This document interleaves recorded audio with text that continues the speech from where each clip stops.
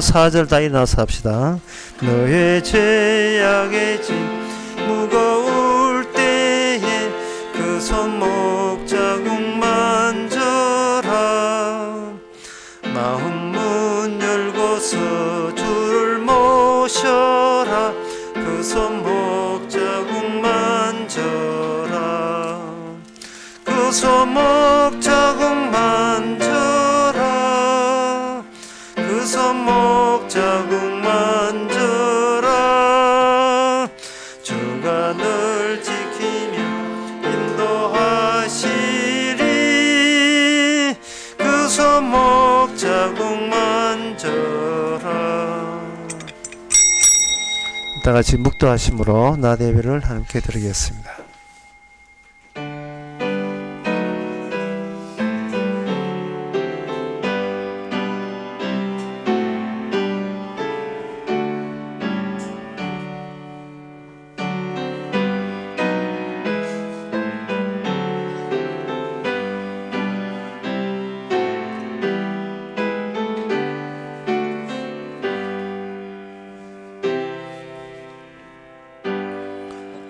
전능하사 천지를 만드신 하나님의 아버지를 내가 믿사오며 그 외아를 우리 주 예수 그리스도를 믿사오니 이는 성령으로 잉태하사 동정 마리아에게 나시고 본디오 빌라도에게 고난을 받아사 십자가에 못 박혀 죽으시고 장사한 지 사흘 만에 죽은 자 가운데서 다시 살아나시며 하늘에 오르사 전하신 하나님의 편한 자 계시다가 저희로서 산자와 죽은 자를 심판하러 오시리라.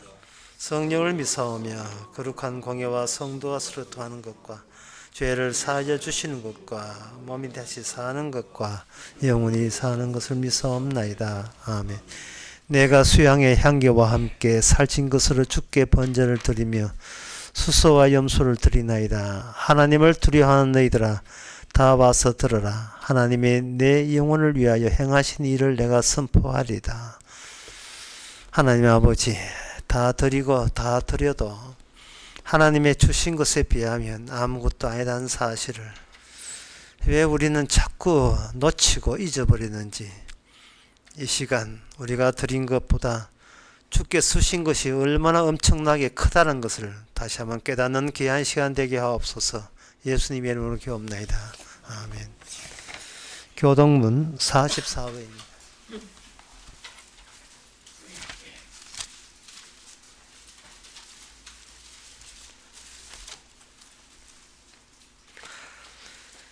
태초에 말씀이 계시니라. 이 말씀이 하나님과 함께 계셨으니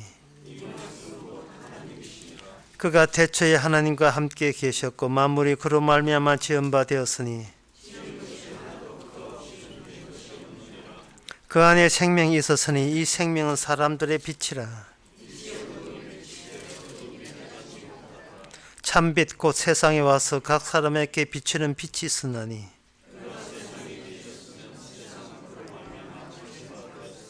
세상이 그를 알지 못하였고 자기 땅에 오매 자기 백성이 영접지 아니하였으나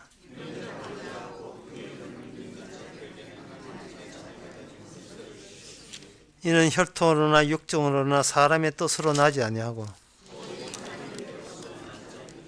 말씀이 육신이 되어 우리 가운데 거하시며 우리가 그 영광을 보니.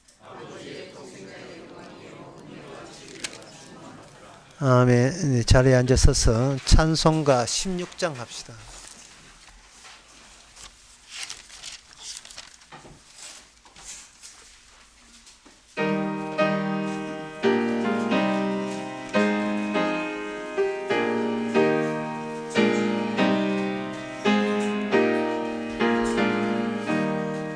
내 주는 살아계시고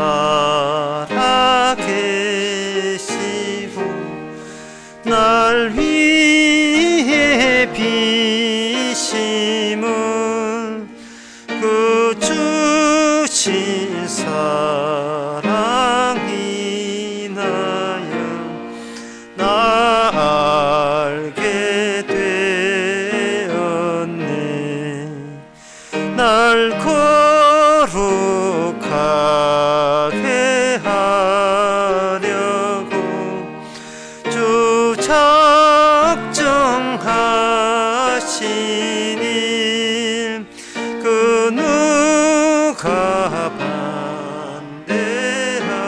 반대하리요 곧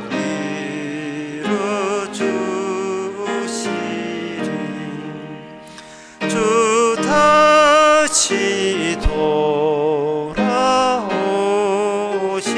때 나란 다하시고 또 나를 받아주실 줄 나 확신합니다. 내 안에 주님 계시고 주 안에 나 있어 그 한량 없는 기쁨과 참 안식 얻도다. 아멘. 이 시간 다 함께 기도하실 때 김희흥 집사님 기도하시겠습니다.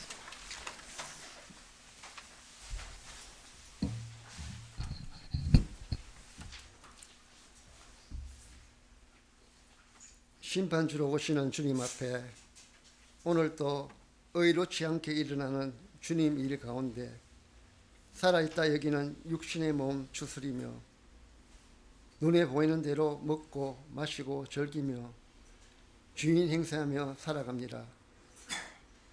그런 우리들이 퍼즐 조각 맞추듯이 성령 안에 살기를 원하는 그곳에 또 다른 거짓된 기준이 드러나는 자리에 십자가 흔적만 나타나는 주님 일에 예수님 이름으로 기도드립니다.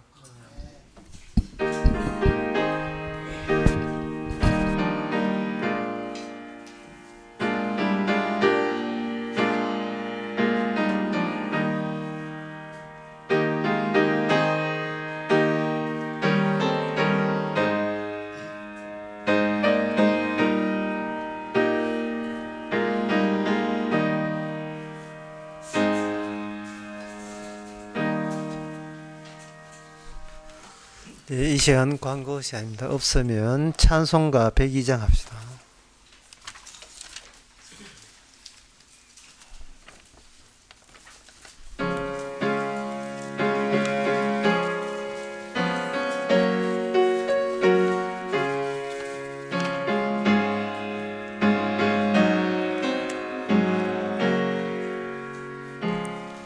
주 예수보다 더 귀한 것은 없네. 이 세상 부귀와 바꿀 수 없네. 영죽을 내 대신 돌아가신 그 놀라운 사랑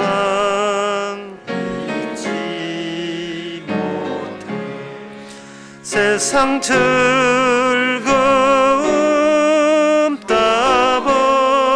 따버리고 세상 자랑 다 버렸네. 주 예수보다 더 귀한 것은 없네. 예수밖에는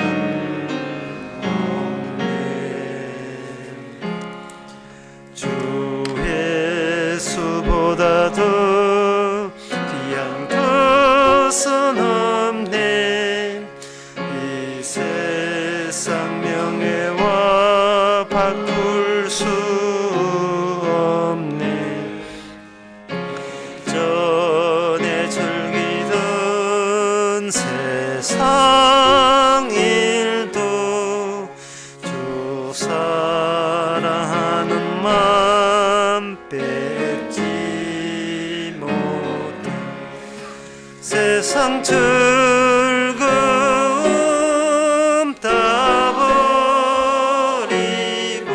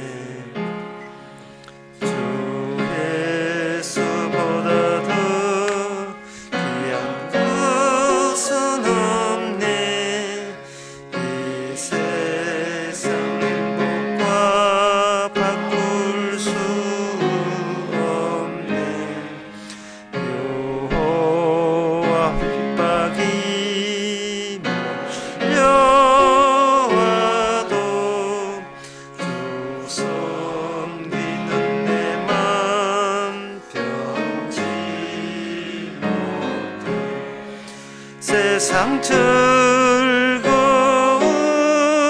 다 버리고 세상 자랑 다 버렸네. 주 예수보다 더 귀한 것은 없네. 예수밖에는 없네. 하나님의 말씀은 디도서 2장 11절에서 12절까지입니다. 모든 사람에게 구원을 주시는 하나님의 은혜가 나타나 우리를 양육하시되 경건치 않은 것과 이 세상 정욕을 다 버리고 근신함과 의로움과 경건함으로 이 세상에 살고. 아멘. 12절까지 보았습니다. 이게 구원이란 말이 나오죠. 그 구원이 구출인데 어디서 구출하느냐 보니까 12절에 이 세상 정욕을 다 버리고, 그러니까 이 세상으로부터 빠져나오는 거, 구출되는 거, 그것을 성경에서 구원이라고 이야기하고 있습니다. 그 성경이 얼마나 친절한지, 이 세상이 뭐냐, 그리고 거기서 빠져나올 때 어떤 현상을 보여주면서 빠져나오는가, 그게 12절의 말처럼 그게 왜 인간의 행함으로 되지 않고 그게 왜 은혜가 되느냐, 그 점에 대해서 구약 성경에서 다 소개하고 있습니다. 구약 성경에 보면 출애굽기 20장 2절에 나는 너를 애굽 땅 종되었던 집에서 인도해낸 너의 하나님 여호와라 라고 되어 있어요. 여기서 이스라엘이라는 나라가 어디서 나왔냐 하면 애굽 땅에서 원래 같이 살던 히브리인들이었는데 그때는 이스라엘이 없었어요. 하나님께서 구원이라는 것을 뭔가를 보여주기 위해서 애굽 땅에서 이 땅에 없던 나라 이스라엘을 끄집어내셨습니다.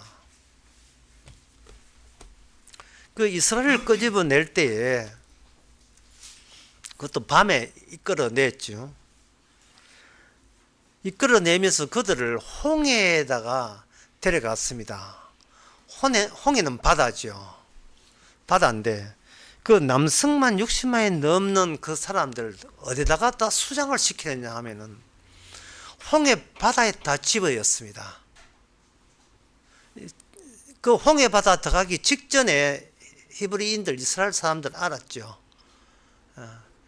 이거는 우리가 예상한 구원 방식이 아니다는 거. 그래서 모세 보고 이래 합니다. 네가 우리들을 죽이려고 하는구나. 띵동. 정답이에요. 이게 정답입니다. 하나님께서는 모세를 통해서 물에다가 다 죽이려고 하시는 거예요. 이게 구약에서 말하는 그 구원입니다. 구원 방식이에요.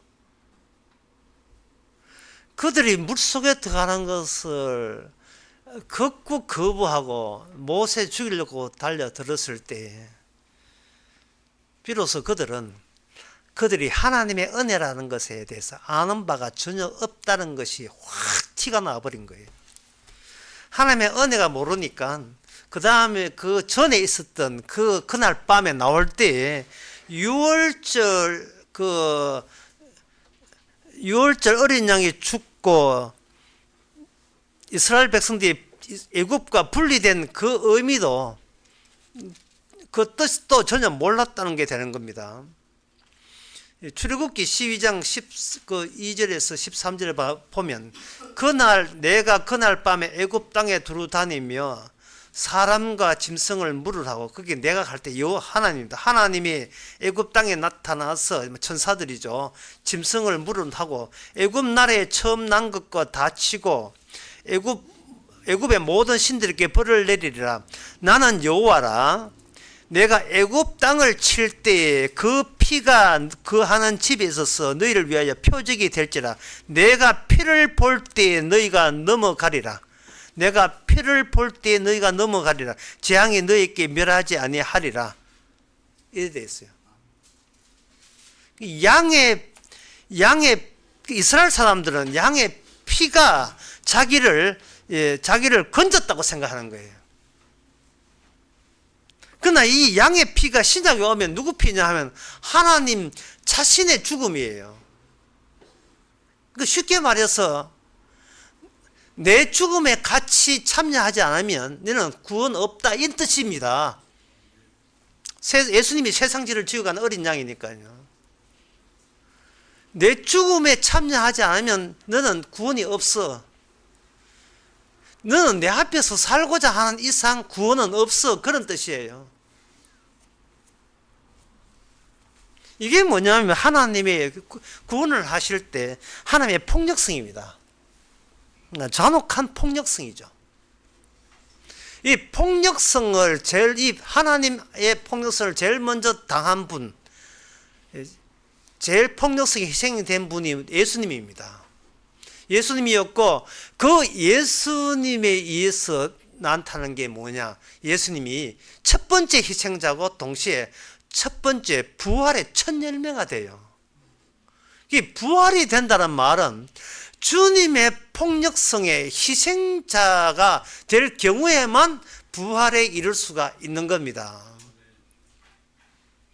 그 방식이 바로 세상에서부터의 분리, 세상에서부터의 탈출, 이 구원입니다. 근데 자기 혼자 도 닦는 거 이거는 아무 구원에 보탬도 안 될 뿐더러 그건 구원도 아니죠. 자기가 멀쩡히 살아있는데 그게 뭐 구원이겠습니까? 모든 살아있는 것들에 대한 폭력성, 하나님께서 그 폭력성을 신약에서도 보여주는데 마태복음 8장에서 그 폭력성의 자리가, 폭력성이 장렬한 자리가 마태복음 8장에 보면 나와 있습니다. 8장 그 12절에 보면 8장 11절에 또 너희께 이르노니 동서로부터 많은 사람이 이르러 아브라함과 이삭과 야곱과 함께 천국에 앉으려니와 나라의 본 자손들은 바깥 어두운 데 쫓겨나 거기서 울며 이를 갈미으리라. 여기에 나라의 본 자손들은 바깥 어두운 데, 그 다음에 강제성이 동원됩니다. 쫓겨나. 네가 그 자리에 있을 자리가 안 됐다. 나가 하고 쫓겨나는 거예요. 그러면 여기 쫓겨나는 유대인들의 의식, 유대 사고방식, 이 사고방식은 전혀 구원에 적합치 않다는 뜻이에요. 그러면 이 유대인들이 뭘 했는가? 율법 가지고 뭐 했는가? 경건에 경건을 더했습니다. 그들이 경건하기 위해서 얼마나 애쓴다는 것은 예수님도 인정했어요. 마태복음 5장에 보면 누구든지 너의 의가 서기관과 바리새인보다 더 낫지 아니하면 결단코 천국에 못 간다 이렇게 했어요. 그들은 최고의 경건을 추구하고 그걸 실천에 옮기고자 했던 자들이 바로 바리새인과 서기관과 사두개인들이었습니다. 그런데 마태복음 8장에 보면 그들은 아주 사정없이 거기서 쫓겨납니다. 그 폭력의 현장이 뭐냐? 천국 문을 네가 가로막지 말라. 천국 문을. 폭력의 현장은, 폭력이 일어난 현장은 바로 그곳이 천국의 입구입니다. 천국의 입구예요. 혹독한 폭력의 희생자가 대신 예수님의 그 십자가 죽은 자리, 그 자리가 바로 자리가 천국이에요. 그리고 천국은 바로 부활에 이르는 곳입니다. 그런데 여기 마태복음 5장 그 20절에 있는 말씀처럼 이미 인간이 해낼 수 있는 모든 의로움과 경건은 가장 우수한 레벨까지 올라왔다고 자부하는 서기관과 바리새인과 사두개인들이 버티고 있는 거예요.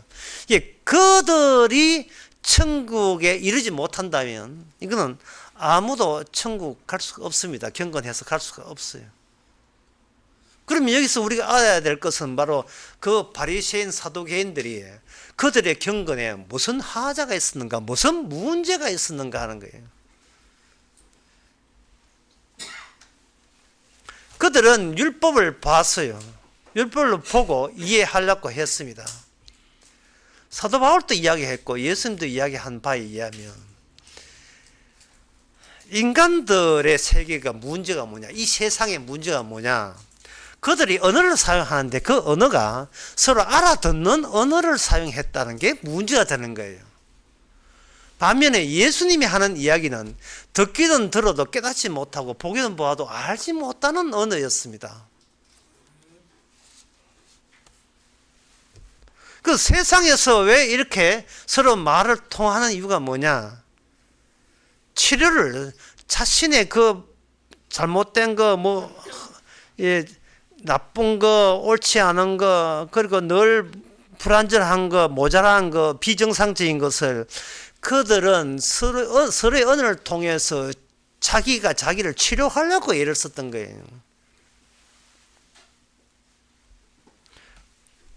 그럼 치료라는 게 뭐냐? 이게 이제 오늘 설교 나올 때 첫 번째 중요한 겁니다. 치료가 뭐냐? 다시 본래의 세상 사람으로 되돌아가기 위한 필사적인 노력, 이게 치료입니다. 내가 살던 세상의 사람으로 그냥 머물고자 하는 노력, 필사의 노력, 이게 치료예요. 그럼 그 치료의 반대말은 구원이죠. 네가 살던 너답게 했던 그 세상으로부터 강제 조치로 떼어놓는 겁니다. 빼내는 겁니다. 그러면 인간의 육신은 어떻게 되느냐 하면은, 인간의 육신은 하나죠. 인간의 육신은 하나인데 서로 잡아당겨요. 기존에 우리의 육신의 본성은 그냥 이 세상에 경건하게 살자 하고 붙들고 있어요. 이 세상에서 그냥 경건 살자. 그게 너였잖아, 너. 네가 지금껏 태어나서 살아온 건 너였잖아. 왜 네가 너를 왜 포기해? 그냥 살아, 이 세상에서 붙잡는 겁니다.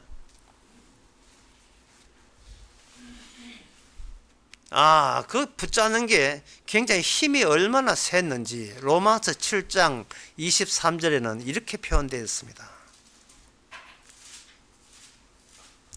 내 지체 속에 한 법이 있어 내 마음에 붙어 싸워 내 지체 속에 있는 죄의 법 아래로 나를 사로잡아 온다. 사로잡아 온다는 표현을 해서 사로잡아 온다. 발목을 쥐고 꽉 놓지를 않는 거예요. 그냥 상식적으로 살아라. 상식적으로 우리 알아듣는 이야기 하며 살자. 제발. 교회 와서 바르게 살면 천국 보내준다는 그 알아듣는 이야기 하고 살아. 네가 열심히 노력하면 지금보다 더 우수한 사람이 될 수 있어. 더 바른 사람, 인정받는 사람 될 수 있어. 하나님께 인정받고 사람에게, 교인들에게 인정받고 우리 그래 살아. 딴 거 생각하지 말고 왜 상식을 네가 거부해 하고 붙잡는 거예요. 너는 귀한 존재야. 너를 놓으면 안 돼 라고 붙잡는 거예요. 이게 바로 우리 속에 있는 육신의 죄가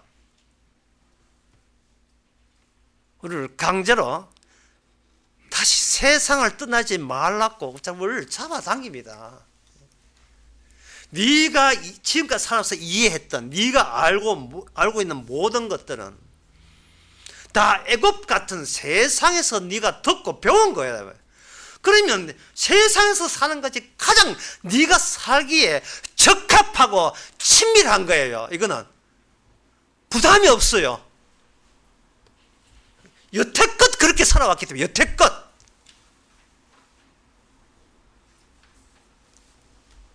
무탈한 거죠. 아무 탈이 없죠. 그런데 그럼 성경은 무엇을 또 잡아당기는가?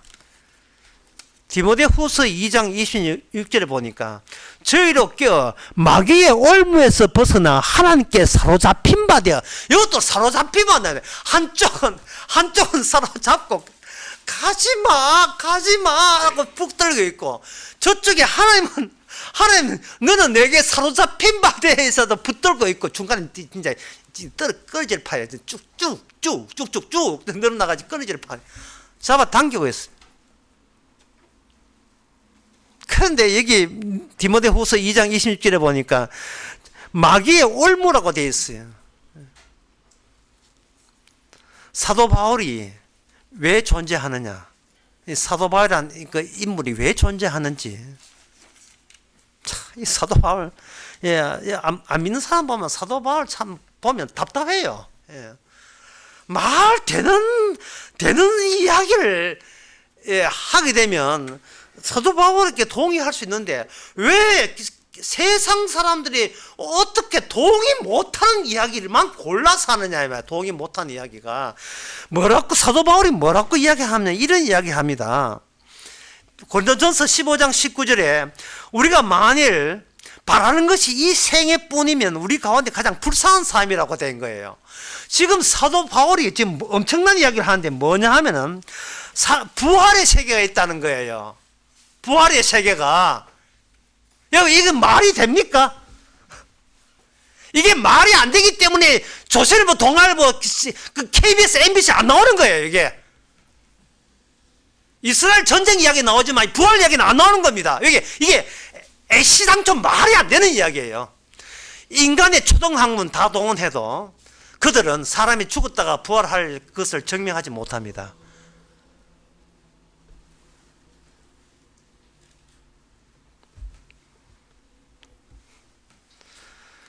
사도 바울은 다음과 같이 이야기합니다. 15장 고린도서 15장 32절에서 내가 맹수와 싸웠으면 이래 안 싸운다. 내가 맹수하고 싸울 것 같으면 이렇게 치열하게 안 싸운다. 나는 맹수보다 더 센 거 하고 싸우고 있다 이런 거예요. 예. 그러면 맹수보다 더 센 게 어디 있을까요? 사도행전 19장에 보니까 그 에베소에서 있었던 이야기거든요. 여기 고린도서 15장에서 에베소에서 맹수로 더불어 싸웠으면 에베소 이야기를 다시 꺼내야 됩니다. 그러면 에베소에서 무슨 일이 일어났는가? 19절에 보니까 19장 13절에 보니까 이에 돌아다니며 마술을 하는 어떤 유대인들이 시험적으로 악기 들린 자에게 대하여 주 예수 이름을 불러 말하되 내가 바울에 전파하는 예수를 빙자하여 너희를 명하노니 하더라. 유대의 한 제사장 스게와 7 아들도 이를 행하더니 악기가 대답하여 가로되 예수도 내가 알고 바울도 내가 알거니와. 여기 바울 들어갑니다. 예수님은 예수님이니까 어당 들어가는 것인데 여기에 감히 바울이라는 하나의 개인이 들어갑니다. 누가 이야기하는가? 악기가 이야기해요. 예수도 알고 바울도 알거니와 너희는 누구냐? 사도 바울이 존재 이유가 뭡니까? 사람 붙들고 싸웁니까? 악기 마귀 붙들고 싸우기 위해서 태어난 사람입니까? 마귀 붙들고 싸우는 거예요. 마귀 붙들고. 구약에서는 그냥 애굽 땅에서 벗어나서 약속의 땅에 기득하면 되죠. 그러나 신약에 오게 되면 그렇게 기득한 이스라엘 다 망했다는 것이 구약이잖아요. 그러면 땅에 살아도 이 땅에 사는 것조차도 이게 온전한 구원이 아니었고 하나의 그림자 모형에 불과하다는 거예요. 그러면 땅에서 태어나 땅에서 사는 게 이게 문제 있다는 거예요. 무엇 때문에? 이게 마귀가 그것을 우리가 그동안 이게 인생 사는 거라고 속여왔다는 거예요. 그 이야기를 지금 사도 바울이 하고 있는 겁니다. 맹수하고 싸웠으면 말을 안 한다. 난 악기하고 싸운다. 악기가 뭐라고 이야기하는데요? 악기가 뭐라고 주장합니까? 사람이 죽었다가 부활이 없다는 이야기를 악기가 하고 있는 거예요. 그런데 세상의 모든 학문들 보세요. 그 말 맞잖아. 그 말 맞잖아. 사람이 죽은데 어떻게 살아나? 그 정명한 물리학 철학 없어요. 정신분수가 그런 거 없습니다. 사람은 죽어서 부활한다는 걸 보장해 줄 수 있는 어떤 논리적 근거 제시한 적이 없어요.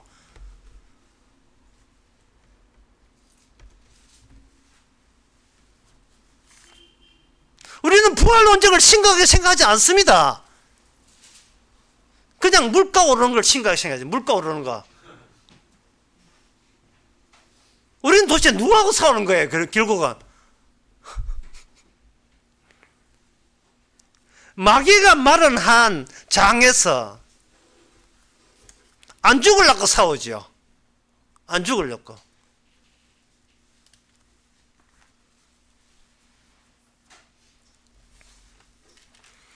오늘 본문에서 세상에서 구원받으라 할 때 우리는 뭘 모르냐면 세상이 뭔지를 몰라요.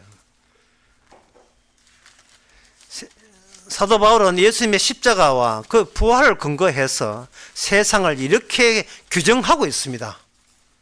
에베소서 2장 1절에서 2절 너희의 허물과 죄로 죽었던 너희를 살리셨도다.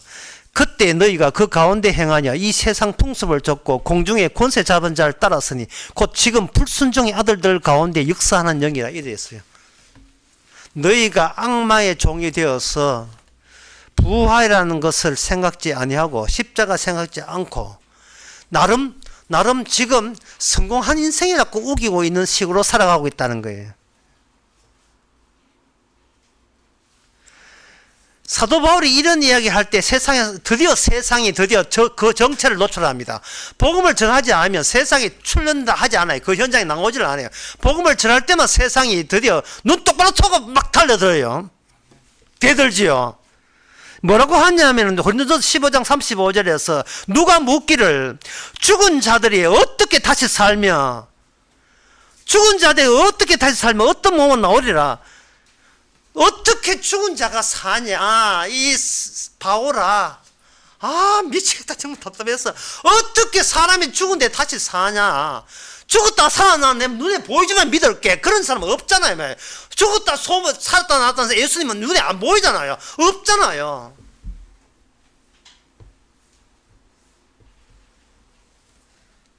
사도의 복음은 바로 이래서 듣기는 나도 깨닫지 못하는 거예요. 왜 그러냐면 시작을 없음부터 시작해요. 없음부터. 사도 바울이 없음부터 시작하기 이전에 이미 예수님께서도 없음부터 시작한 거예요. 요한복음 6장에서 요한복음 8장에서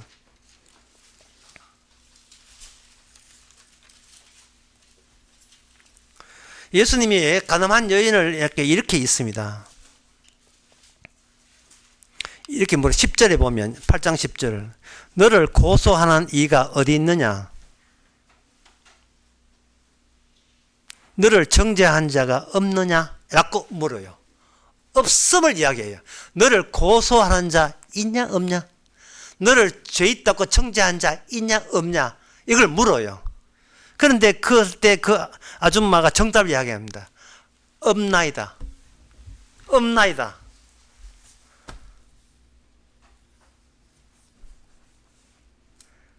예수님은 이 땅에 있다고 하는 것을 거짓말로 노출시키고 이 땅에 있다는 그 거짓말 믿지 말고 내가 너를 없다로부터 새로 출발시켜 줄게.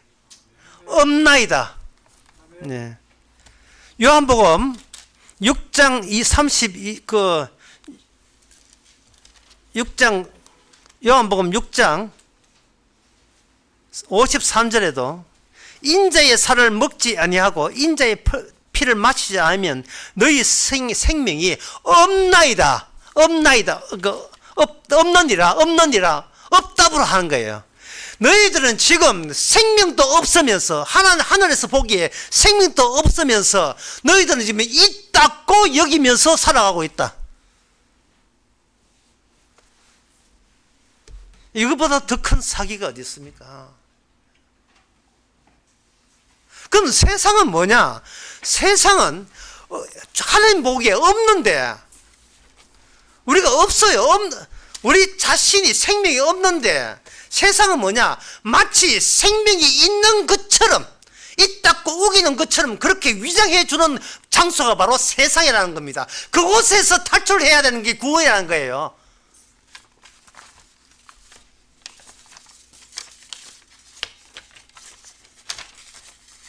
제가 그 유튜브에 나온 어떤 유튜브의 용어들을 이렇게 하면 채집을 해봤습니다. 용어가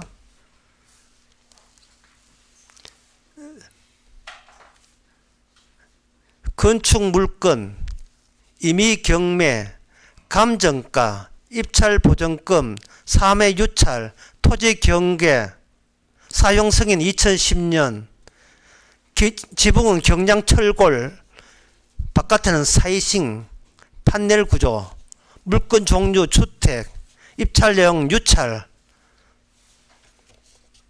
수원지방법원, 여주 1개,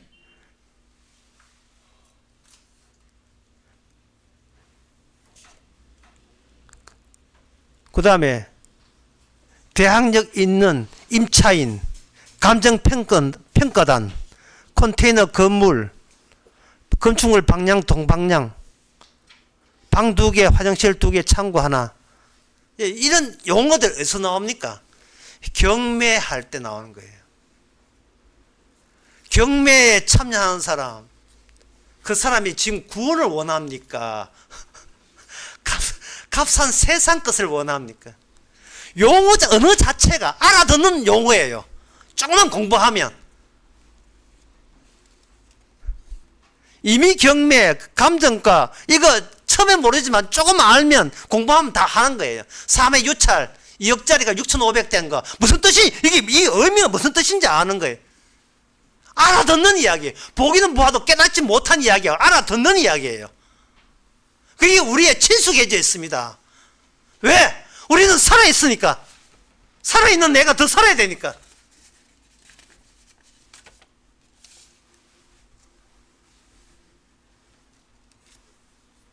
마태복음 16장에서 예수님께서는 직격탄으로 인간 자체가 무엇인지를 알려주십니다. 마태복음 16장 23절에 예수께서 베드로가 예수님이 고난받는다 할 때 그리 마옵소서 주여 그렇지 미치지 아니하이다 할 때 예수께서 돌이켜 베드로에게 이르시되 사탄아 물러가라 내 뒤로 물러가라 너는 나를 넘어지게 한 자로다. 너가 하나님의 일을 생각지 아니하고 도리어 사람의 일을 생각하는도다 해서 하나님의 일은 하나님께 속하고 사람의 일은 사탄에 속했다는 것을 분명히 언급합니다. 그래서 그 뒤에 나오는 말씀, 누구든지 나를 따라오려거든 자기를 부인하고 자기 십자가를 지고 나를 쫓아가시라.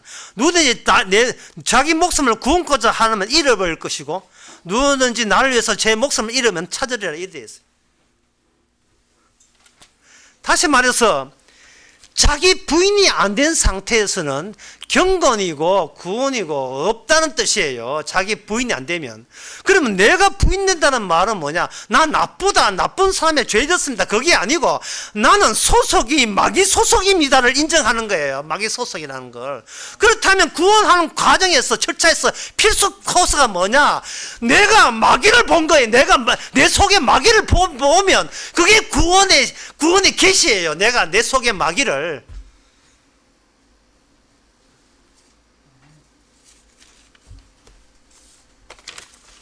아까 경매 그거는 투박하고 좀 노골적이죠. 이걸 고상하게 이 세상에 대해서 표현을 한번 해보겠습니다. 자본가 이데올로기라는 그 저서 토마 피케티가 쓴 글인데요. 이 요약을 제가 십자가 마을에 신학과 철학의 허상에는 거기다 올려놨습니다. 여기에 보면 이렇게 되어 있어요.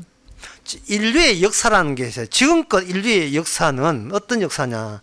삶의 불만과 제기되는 질문은 인간의 소유성부터 시작해야 한다. 소유성을 통해서 비로소 사회의 불평등이 보인다. 이 불평등을 야기하는 사회 불만을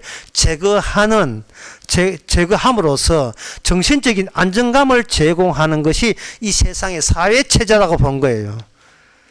고대에서는 고대나 중세에서는 이 세 가지 계급, 성직 계급과 그리고 중간 계급, 군인 계급이 있고, 세 번째는 농사 짓는, 그 다음 농경 시대니까 농사 짓는 사람이 세 계로 돼 있고, 중간에 계층인 군인 집단은 정당한 폭력입니다. 정당한 법적 폭력을 행사해서 사사로운 폭력을 규제하고 사람과 재물의 안전을 보장해 주는 것. 그럴 때 제 아래층에 있는 대다수를 차지하는 농민들이 자기의 물질을 잃어가면서 그 계급에 도전할 어떤 결심도 하지 않을 겁니다. 이 고대 사회 구조가 오늘날에서는 현대판 선거판에서 엘리트 후보와 엘리트 후보 사이의 경쟁 대립판, 여기에 대해서 국민들은 뭐냐, 내 소유와 내 몸만 지킬 수 있다면 어떤 정치 제도든 우리 군소리 하지 않겠습니다는 거기는 묵기가 서로 협약이 되어 있어요. 그러면 인간들이 원하는 것은 무엇인가? 그것은 바로 내 몸을 살리기 위한, 이렇게 최소한의 그 중에 하나가 아동 교육과 관련되어 있는 것도 있어요. 아동 교육. 그리고 아동 교육과 내 자식 잘 되는 거, 여성에 대한 권리 보장, 인친측과의 교류, 서로 만나는 게 허용돼야 되고, 거기다가 뭐냐 하면 점점 나아가서 거래 및 계약 등록에 대해서 경제 활동과 소유 관계, 소유 유지 뿐만 아니고 민사, 무역, 상속, 분쟁 해결, 그러니까 국가가 다 해주면 돼요. 그다음에 집단적 기능과 공공 업무 및 전통 유지와 교육과 의료, 그리고 기관시설, 방앗간, 다리, 물레방아, 도로, 우물 같은 것을 공동시설을 보장해 줄 때 우리는 그 국가에 대해서 아무 소리 안 하고 동의할 용의가 되어 있습니다. 이게 바로 세상입니다. 보세요. 얼마나 자연스럽습니까? 예? 무슨 탈출을 해요? 왜 여기서 탈출을 하는데요? 여기서 왜 우리가 구원을 받아야 돼요? 이제 살면 되지. 그 당시가 뭐 중세다 교회 시대에서. 그 교회가 11조 받아서 뭐 했는가? 그들의 복지 정진했어요. 복지. 그러니까 더욱더 세상을 탈출을 하던 이유가 없습니다.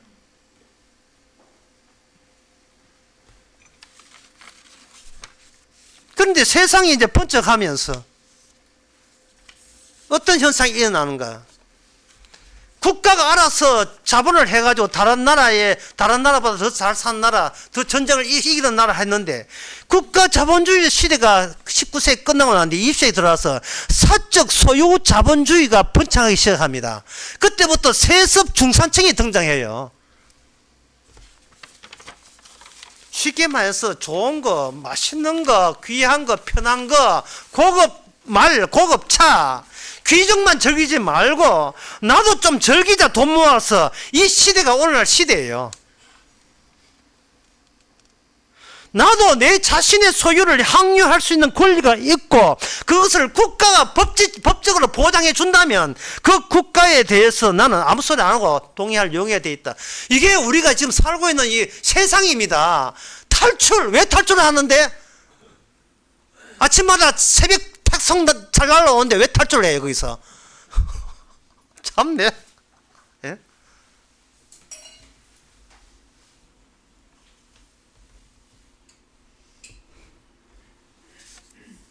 그래서 이 세상에는 딱 두 종류의 인간밖에 없어요. 사기치는 인간과 사기당하는 인간, 딱 두 종류밖에 없습니다. 모든 것이 내 사적인 내 소유, 내 돈이 있어야 되고, 돈이 있으면 행복한 일은 뭐냐? 돈 버는 일. 불행한 일은 돈 까먹는 일이 불행한 일이에요.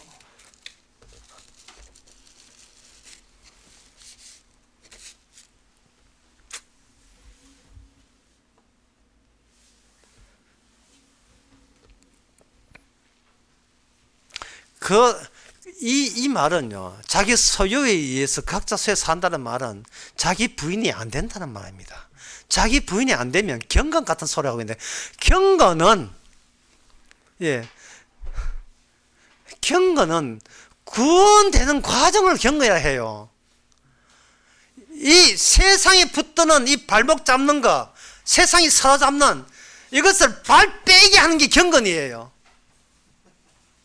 그런데 무슨 이 땅에 사람으로 살면서 착하게 살면 나중에 죽어서 찾는 게 좋은 접수, 수능 점수 좋게, 내신 성적 좋게 쳐주겠지. 이래서 막고 있는 게 바로 사도계인가 바리새인가 서기관들 천국에서 쫓겨가는 거예요.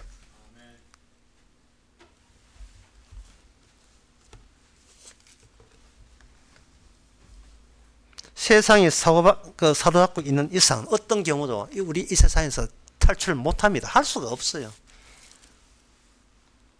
내가 원하지 않아요. 내가 구원을 원하지 않고요. 이 땅에 사람으로 잘 살고 싶은 거예요.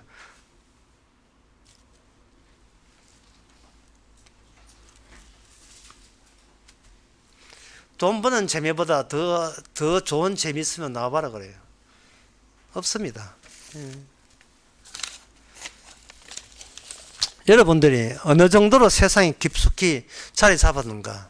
어떤 사람이 자기가 싫어하는 음식을 이렇게 추려봤어요. 개고기, 제주도 고기국수, 부산의 돼지국밥, 순대, 맥박석 삶은 달걀. 한번 추려봤습니다. 누가 싫어하는? 제가 싫어요. 이걸 가지고 세상적이라고 합니다. 세상적. 왜 싫어하는 음식이 개고기 이런 걸 왜 싫어하느냐? 내가 이 싫어하는 음식을 안 먹음으로써 이 세상에 살기에 적적한 세상 사람으로 남고 싶은 거예요. 안 죽고 싶은 거예요. 그럼 그럼 탈출한 방식은 뭐냐? 주님의 폭력에 노출되는 겁니다. 주님께서는 이 사탄에 속한 인간을 말로 달래가지고 구원할 그게 없다는 걸 너무 잘 아셔요. 그래서 어떻게 하느냐? 죽여버립니다. 죽여서 구원하는 거예요. 살아있으면 말이 많아서 죽여버립니다. 죽여버리는 방법은 시간을 잘라버리는 거예요. 하루치 건강만 줘요. 하루치 건강. 하루치 양식만 줘요. 하루치 양식. 내일을 생각하는 사람은 경건 없다. 그거는 구원한 자세가 아니에요. 시간을 잘라버려요. 그렇게 하루치를 줬다는 것은 오늘 하루를 살면서 어제부로 나는 죽은 존재라는 것을 확인하라고 오늘 하루를 어제부로 죽은 존재예요. 근데 오늘은 뭐냐? 어제로 죽어야 되는데 오늘 살아있다는 것은 죽은 자를 하루치만 살린다는 것을 알렸고 주께서 하루를 허락하신 거예요. 만나가 뭐냐 하면은 이게 하루치 거예요. 하루치. 요한복음 6장에 보면 그 예수님이 하시는 말씀에 너희가 모세의 만나를 자꾸 고대하는데 내가 준 것은 모세의 만나가 아니다. 하늘에서 온 생명의 떡이다 했어요. 자, 이 생명의 떡은 어디서 오느냐 하면은 예수님을 통해서만 모세에서 오는 것은 만나지만 맛있는 들포성 까자그렇지만 예수님이 오는 만나는 예수님의 살과 피, 예수님의 죽음에 기초한 그것을 만나로 만들어서 우리에게 하루를 허락해버려요. 그러면 우리가 있는 하루가 뭐냐? 부활의 날이죠. 부활의 날. 부활의 날이에요.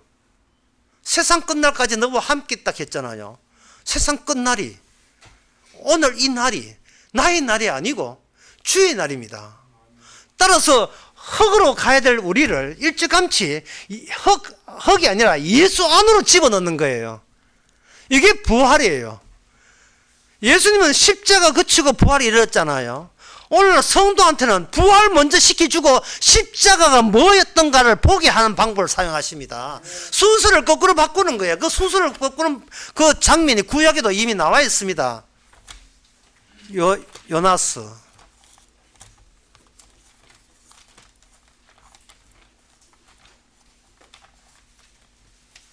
요나스 2장에 보면 요나가 까불다가 이제 도망치다가 잡혔죠.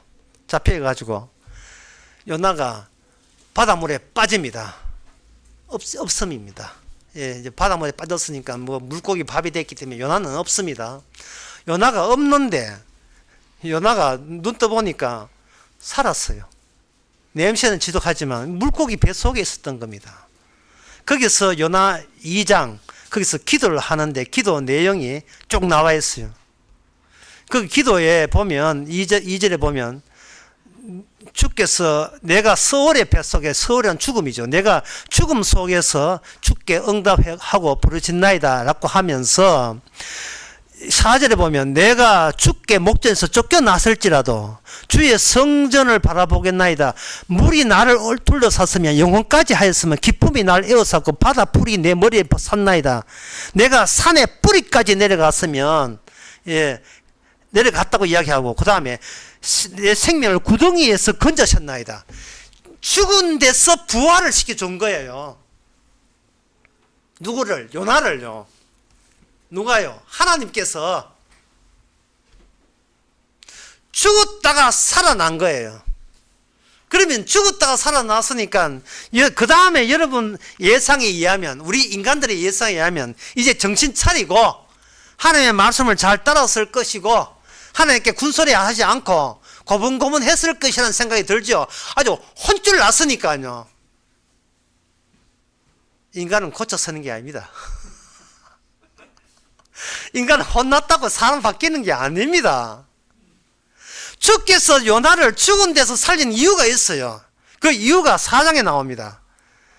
4장 1절에 요나 4장 1절에 요나가 심히 싫어하고 노하여 여호와께 기도하여 가라되 여호와여 내가 고국에 있을 때 이르겠다고 말씀하지 않았나이까. 그러므로 내가 빨리 다시스로 도망하여 사오니 주께서는 그 다음에 말이 아주 강교하죠.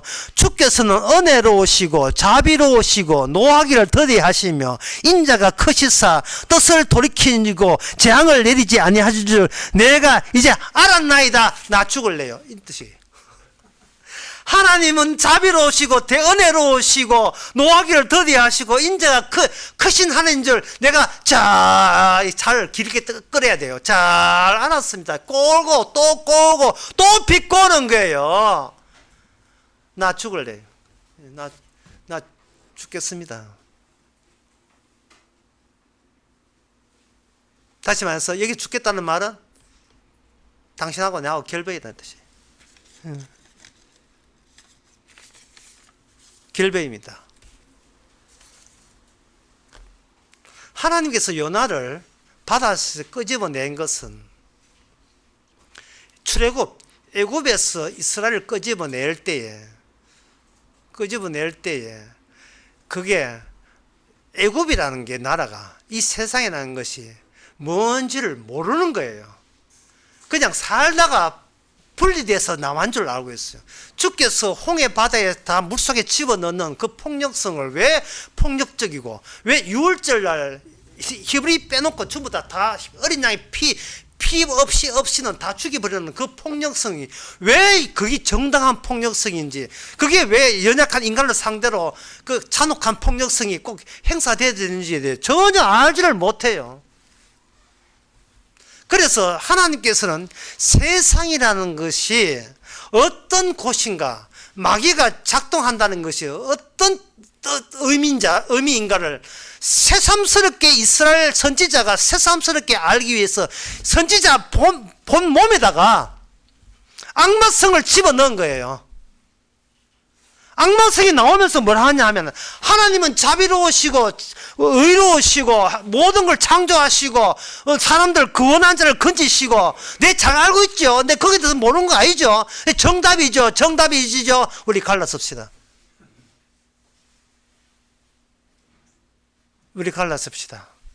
당신과 나와 무슨 상관이 있나이까. 이미 구약 때 악마의 말을 하나님께서는 선지자 이스라엘 선지자 입을 통해서 토해지도록 하는 거예요. 예수님께서 귀신 쫓아낼 때에 사람들은 가만히 있는데 마귀가 떠나가는 마귀가 이야기합니다. 당신 맞지? 당신 그 하나님의 아들 맞지? 메시아 맞지?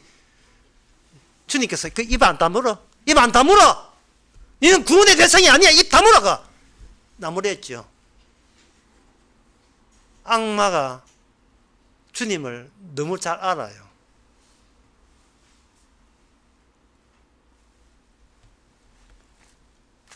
요나 입에서 소위 구원받았던 이스라엘 선지자 입에서 다시 처음으로 우리가 어디서부터 건진받았는가? 어떤 세계냐? 단순히 내가 흙이 되는 세계냐? 아니, 내가 생각하는 사망, 그것보다 더 근원적인 사망이 있었어요. 내가 생각한 저주, 내가 망해버린 저주, 아니 그건 아무것도 아니에요. 그 배후에 더 무거운 저주가 있어요. 더 무거운, 더 근원적이고 원초적인 저주가 있었던 거예요. 사망의 수위가 높은 사망의 무서움이 있었던 겁니다. 악마가 벌받는 저주, 죽음, 그 세계에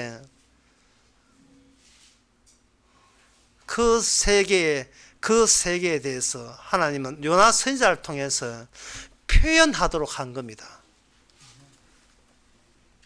저 죽을래요. 그래서 요나가 가서 내 생명을 취하서 내 죽는 게 낫겠습니다.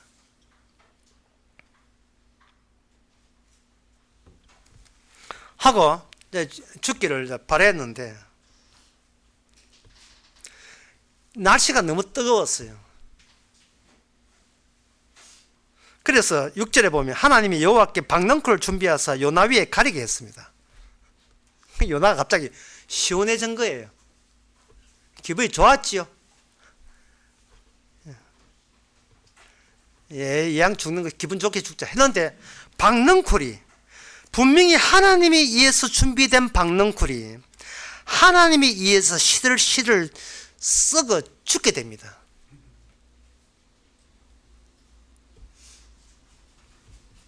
그 박넝쿨이 죽는 박넝쿨, 그게 바로 요나 옆에 붙어있는 예수님이에요. 예수님이에요. 하나님하고 결별하고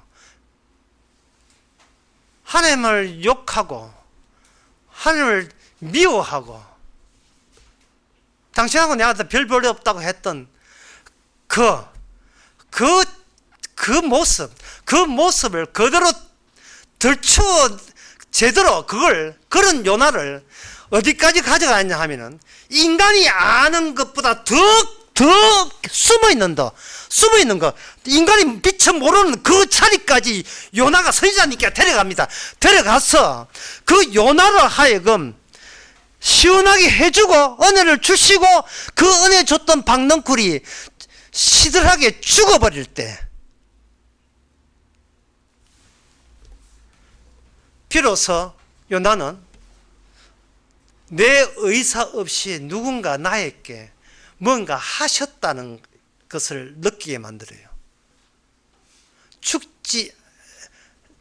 나는 하나님 앞에 욕했는데 그 욕했던 그분이 나에게 처벌하지 않고 내 옆에 와서 박넝쿨이 되어가지고 나를 잠시 뭣도 모르고 시원했죠. 은혜 받아 시원했는데 그게 시원한 박넝쿨이 시들 죽어가면서 이게 바로 네가 모르는 은혜의 수준이에요. 은혜의 수준.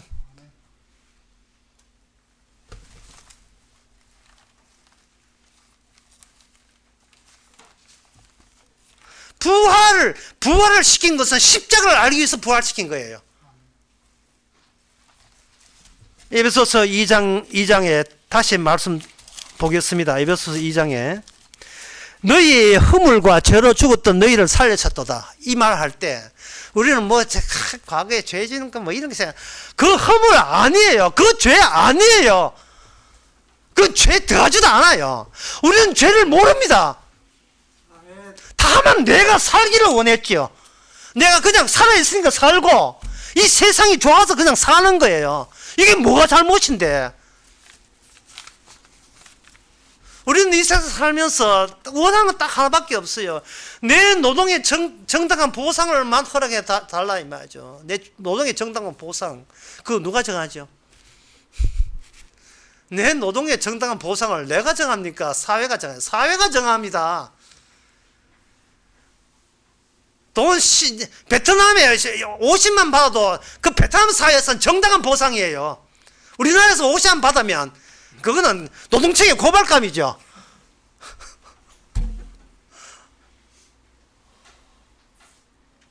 북한에 30만 받아도 정당한 보상, 그거는 위대하신 지도자의 은혜예요. 그거는 북한 가면.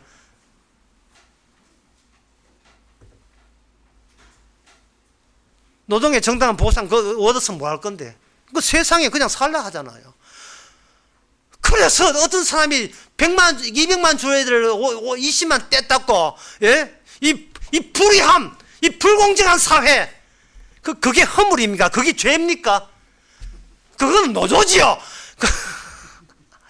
여기서 말하는 허물과 죄는요, 우리가 몰라요. 그 다음에, 그때 너희가 그 가운데 행하여 이 세상 풍습을 쫓고 공중 거세 잡은 자를 따랐으니 곧 불순종의 아들들 가운데 역사하는 영이라.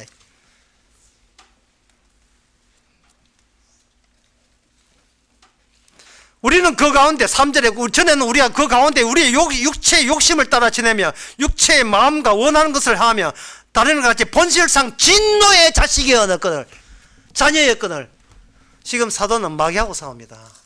감안해 주시기 바랍니다. 지금 사도는 부활이 없다는 쪽과 싸우고 있어요.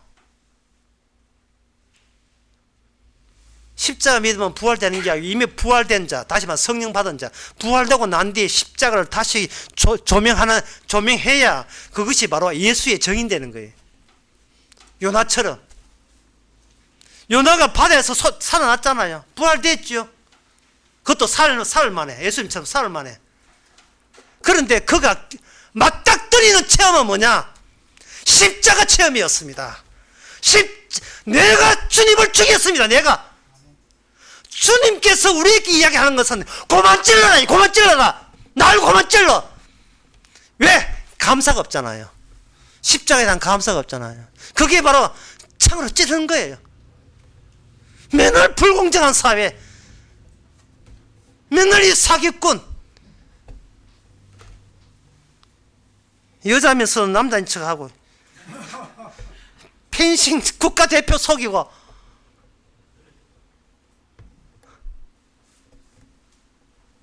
좋은 아파트에 살고 주변에 이웃들 다 사기치고 그 사람이 미운 이유는 남녀이 남자 그 친구랑 미운 이유는 돈 없는 것이 속았다는 우리 나름대로의 기준이 있기 때문에 그런 거예요. 돈 없는 것을 속았다는 거예요. 지가 예수님을 찌른 것은 저거는 문제 삼지 않고 나는 남을 안 속였으니까 정당하다는 겁니다. 여러분 언제 감사했습니까? 감사하면 메말랐지요. 그는 피의 폭력성에 주님이 첫 번째 당한 아버지로부터 당한 그 폭력을 정면으로 마주하지 않기 때문에 생긴 현상이에요. 잘 먹고 잘 사는 사람만 쳐다보고 이야기하고 어떻게 좀 빼먹까 싶어서 도움 없죠. 십자가와 정면으로 부딪히지 않기 때문에 십자가와. 부활된 자는 이렇게 해야 합니다. 나는 이미 죽었다고 이야기할 수 있어요. 어디서? 세상에서.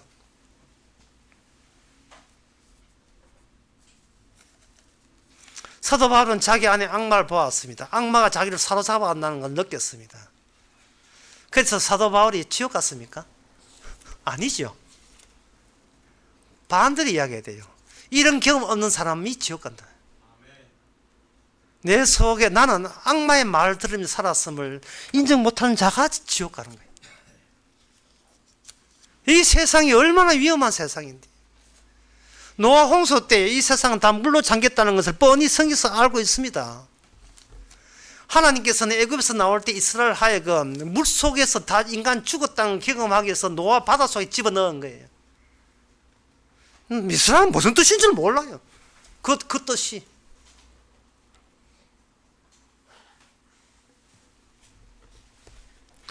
주께서 하루분의 양식, 하루분의 건강을 주심으로써 주께서는 없다를 계속 반복한 일과를 보내게 해요. 없다. 하나님, 과거에 제가 이런 잘못을 없다니까, 과거 없다니까. 하나님, 제가 기도가 은혜 받아요. 과거 없다니까. 내가 잘랐다고. 네가 지금 말할 수 있는 힘은 내가 준 하루치 만나 때문에 네가 그 말을 하는 거야. 어제부로 너는 없는 거야. 내일은 없는 거야. 오늘치 예수 안에 있는, 예수님이 부활된 너만 있는 거야. 이 싸움을 한 거야. 그래서 사도 바울은 로마 15장에서 난 날마다 날마다 죽는다 했어요.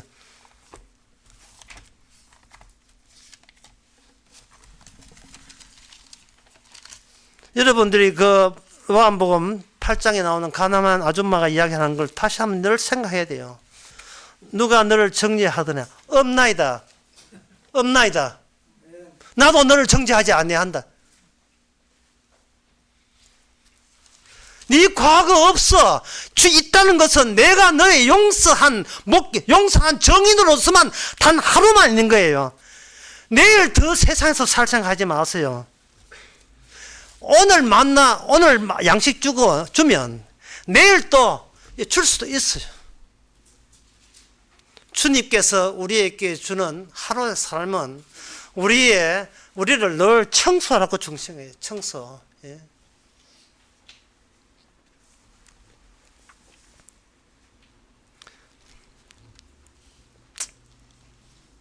우리 교회 내과 의사 선생님이 하시는 이야기가 아직도 제가 잊을 수가 없습니다.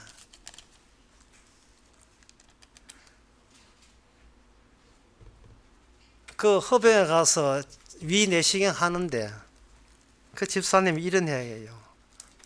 이거 수면 내시경 아니거든요. 처음에 생으로 국소 맞춤하고 생으로 했다고요. 이거 굉장히 구역질 나고 아플 겁니다. 그런데 제가 의과대학 다니면서 그것을 제가 학교에서 교수가 직접 저한테 환자들이 얼마나 아픈지 체험케 했었습니다. 이 이야기. 우리가 이 땅에 살면서 이미 구원받았는데 더 살 필요 없어요. 그런데 이 땅에 왜 사느냐? 이 세상 삶이 얼마나 사기고 엉터리고 악마적이고, 이게 주께서 준비해 놓은 엄청난 저주, 그 폭력성, 하나님의 그 잔인한 폭력성, 그것이 얼마나 잔혹한 폭력성인지 깨닫게 하기 위해서 우리는 하루하루 힘들게 이 땅을 살아가고 있습니다. 그런데 그게 너무 감사해요. 왜? 죄인 중에 괴수가 사도 바울이거든요. 사도 바울 지옥 갔습니까? 아닙니다. 진짜 경건한 사람은 사도 바울이에요. 왜? 그는 하루치만 살기 때문에, 주의 예수 안에서 이미 살아버리기 때문에, 그리스도가 함께 살기 때문에 자기는 십자가만 자라하는 거, 이거보다 큰 게 있으면, 경건 있으면 나와라 그래요. 없습니다. 없나이다. 기도하겠습니다. 하나님 아버지, 정신 차리게 하여 주시옵소서. 우리로 하여금 마귀 생활하게 한 그것조차도 십자가의 주님만의 구원을 증거하는 재료로 사용하기 위해서 주께서 주신 경험인 것을, 미리 심판의 경험인 것을 이제는 저희들 깨닫게 하옵소서. 예수님의 이름으로 기도합나이다. 아멘. 네, 다 일어나셔서 찬송가 289장 합시다.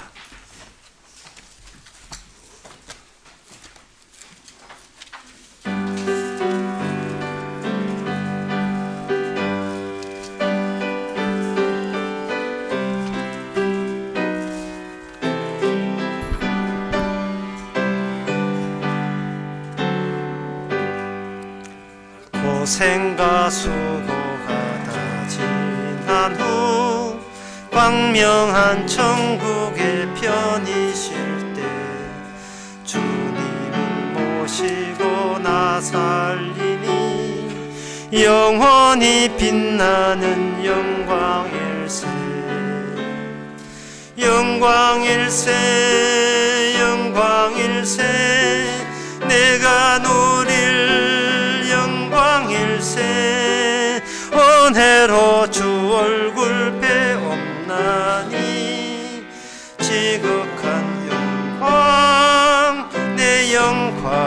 영광일세. 주님의 한없는 은혜로서 예비한 그 집에 나 이르러 거기서 주님을 배우는 것 영원히 빛나는 영광일세. 영광일세 영광일세 내가 누릴 영광일세. 은혜로 주 얼굴 배옵나니 지극한 영광 내 영광일세.